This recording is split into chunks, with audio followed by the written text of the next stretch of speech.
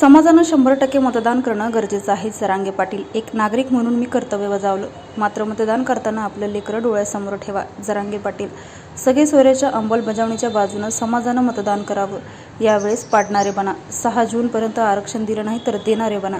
92 मतदारसंघात मराठ्यांचे वर्चस्व आहे. तुम्ही जर मला त्या वाटेवर न्यायला लागले तर माझा नाईलाज आहे आणि छत्रपतींच्या दोनही गांधींचा सन्मान केला पाहिजे, हे माझं वैयक्तिक मत. जरांगे पाटील. यावेळेला पाडणारे बना आणि अशा ताकदीनं पाडा की त्याच्या 5 पिढ्या उभ्या नाही राहिल्या पाहिजे, असं मराठा आंदोलक मनोज जरांगे पाटील यांनी म्हटलंय. मनोज जरांगे पाटील यांनी आज मतदान करत लोकशाहीचा हक्क बजावलाय. परभणी लोकसभा मतदारसंघात गोरीगंधारी या गावात जरांगे पाटलांनी मतदान केलं. त्यानंतर ते माध्यमांशी बोलत होते. मतदान करताना समाज आणि आपले लेकरं डोळ्यासमोर ठेवून मतदान करावं. सगळे सोयरे शब्दाच्या अंमलबजावणीच्या बाजूने मतदान करावं. यावेळेस पाडणारे बना, मात्र 6 जूनपर्यंत आरक्षण दिलं नाही तर मग देणारे बनू, असं जरांगे पाटील यांनी म्हटलंय. दरम्यान डॉ. बाबासाहेब आंबेडकर यांचे वंशज प्रकाश आंबेडकर यांना सहकार्य करावं. त्याचबरोबर छत्रपतींच्या दोनही गांधींचा समाजानं सन्मान करावा, असं जरांगे पाटील यांनी म्हटलंय. पाटील साहेब, तुमच्या अनुयायांना काय सांगाल? आज एवढा आजारी होता 2-3 दिवस, तुम्ही आज मतदान करण्यासाठी या ठिकाणी आलेला.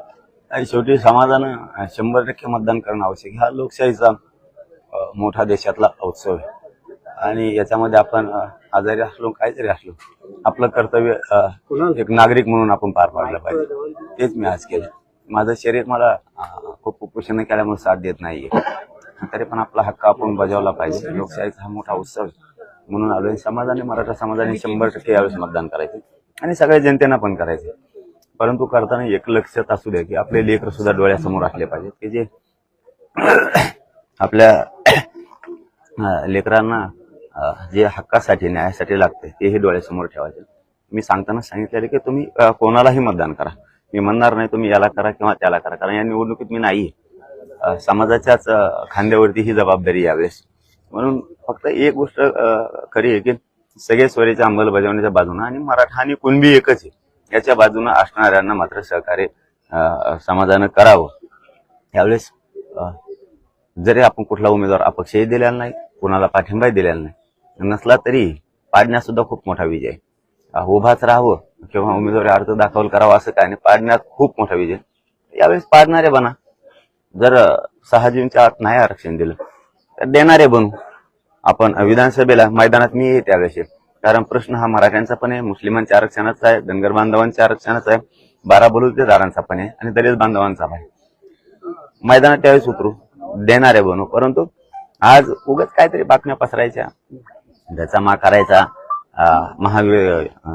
महायुती, महाविकास आघाडी सारखेच आहेत असं म्हणण्याचा माझा अर्थ असा होता की सारखेच आहेत म्हणजे या दोघांनी आमचा कार्यक्रम केलेला आहे. दोघांनी आम्हाला नाही ठेवलं नाही, दोघांना आमच्या लेकरांचं वाटोळं केलं. त्यांनी काय 40-45 वर्ष समाजाला म्हणून काही दिलेलं नाहीये आणि यांनी पण समाजाला म्हणून तर ताजं आता काहीही दिलेलं नाही. परंतु आता नाविलाज आपला उमेदवार नसल्यामुळं तुम्ही कोणालाही करा, परंतु आपल्या सगळ्या सोयीच्या अंमलबजावणी बाजून असला पाहिजे. आणि यावेळेस इतकं ताकदीनं पाडणाराला कमीत कमी त्याच्यानंतर त्याच्या 5 पिढ्या तरी उभा नाही राहिल्या पाहिजे. इतके एकजुटीनं महाराष्ट्रात मराठ्यांनी पाडण्यात विजय आहे, पाडायचं कुणाला? पाडण्यात विजय आहे जो आहे तो सरकारनं पाळलेला नाहीये.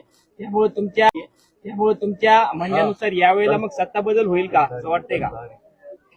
या 288 पैकी 92-93 मतदारसंघ असे आहेत या राज्यात की नुसतं सगळ्या जाती जरी एकीकडे झाल्या तर नुसतं मराठ्यांचं वर्चस्व आहे त्याच्यावरती. त्यामुळं बदल तर आता हे बघा, माझा राजकीय मार्ग नाही, मला त्याच्यात जायचं आहे. पण आता तुम्ही जर आम्हाला त्या वाटेवर न्यायलाच लागली तर नाविलाज आमचा. मराठा समाजासह बाकीचे लिंगायत समाज 4 नंबरला आहे राज्यात. म्हणजे आम्ही सगळेच मग एकत्र येणार, नाविलाज आमचा. कारण आम्हाला देणारं बनावं लागणार, कारण प्रश्न शेतकऱ्यांचे सुद्धा आहेत, गोरगरिबांचे सुद्धा आहेत. देणारं बनल्याशिवाय पर्यायचं नाही. पाटील, काही उमेदवार मराठा समाजाचा उमेदवार म्हणून मिरवत आहेत, त्यांचे काही फोटो वापरतायत, तुमचे पोस्टर वापरतायत, त्यांना तुम्ही काय सल्ला द्याल? त्यांना एकदा सांगितलेलं आहे तुम्ही ते करू नका. तुमचा वैयक्तिक स्वार्थ यासाठी विनाकारण फोटो वापरू नका आणि समाजाचं आंदोलन पण वापरू नका. तुम्ही जर असं केलं ना तर मला नाविलाजानं तुमच्या विरोधात बोलून नसलेले समाज तुमचा सपडा साफ करेन विनाकारण. तुमच्या हायती पण किंमत आहे.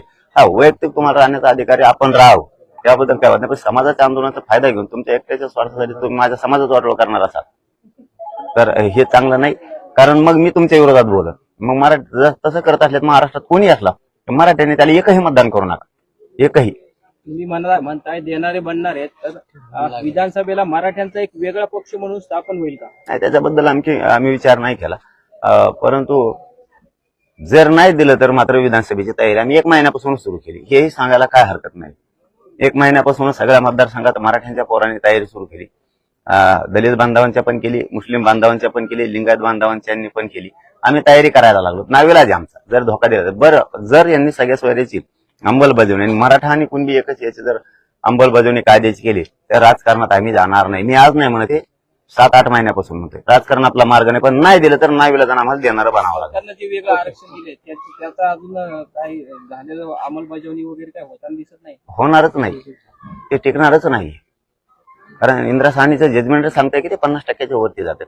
काही आमदार बरळतात. कालपासून बघितलं मी जरा, इकडे बी काही भाषणं ठोकायला लागले, 10% दिले. तुला माहिती आहे किती हाल चालले पोरांचे? नोकर भरतीत पोरांना उपयोग नाहीये. मी बरंच 15 दिवस सांगून सरकारला 15 दिवस भरती वाढवली. सारथीचे पोर आत्ताही बोंबलतात की जे एमपीएससी करतात त्यांना आणखी न्याय नाहीये. कारण त्यांचं 8 महिन्याचे 11 महिने करायचा GR सरकारनं काढलेला असताना त्यांना न्याय नाही. आता ह्या नोकर भरतीत एकालाही त्याचा उपयोग होत नाही. कशाला सांगता 10% दिले? उगा बाता मारायला लागले तिकडे बसून. ते काम तुला यायचं. एक आमदार डायरेक्ट म्हणतोय आपल्याला त्यांचं मतदान घ्यायचंय, आपल्याला सभापती व्हायचंय, जिल्हा परिषद सदस्य व्हायचं. तुम्ही किती जण होता? 5-6 जण. करोड मराठीचं वाटोळ करतो का तू? तो स्वार्थासाठी तो ह्या त्याचे पोरं, मावशीचे पोरं आण निवडून तू त्या मताच्या जोरावर. करोडो मराठ्यांचे पोरं तुला उसत वाढायला पाठवायचे का? बघतो आम्ही त्या टायमाला. आता तो दारात येत आम्ही.